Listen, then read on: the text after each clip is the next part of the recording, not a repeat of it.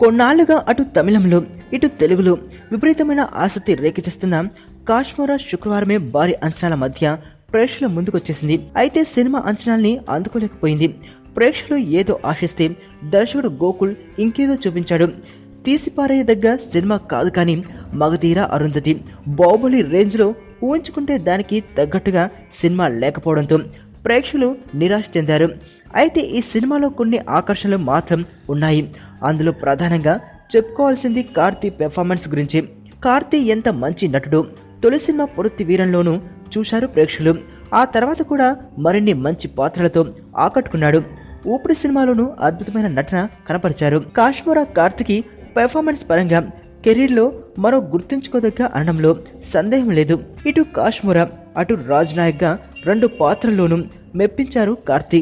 హీరోగా star image ఉన్న హీరోల్లో కార్తీలా మంచి కామెడీ టైమింగ్ ఉన్నవాళ్లు తక్కువ మంది కనిపిస్తారు. కాశ్మోరాలో కార్తీ పాత్ర పంచిన వినోదంతో ప్రేక్షకులు బాగా కనెక్ట్ అవుతారు. ముఖ్యంగా దయ్యం దగ్గర చిక్కుకుని తన బురుడి బాబా వేషాలు చూపించే సీన్లలో కార్తీ అదరగొట్టాడు. ఫ్లాష్ బ్యాక్ లో రాజ్ నాయక్ పాత్రలోనూ అదరగొట్టాడు. ఆ పాత్ర కోసం లుక్స్ తో పాటు బాడీ లాంగ్వేజ్ కూడా మార్చాడు. తన నటనతోనూ ఆకట్టుకున్నాడు. మొత్తంగా కార్తీ అభిమానులు అయితే మాత్రం కాశ్మోరా మిస్ కాకూడదనే చెప్పాలి. మరణం దేహానికే గాని ఆత్మకు కాదని భగవద్గీత చెప్తుంది. మనిషి బరువెంతున్నా మరణానంతరం 21 గ్రాములు తగ్గుతుందని సైన్స్ చెబుతుంది. అంటే ఆ 21 గ్రామ్స్ బరువు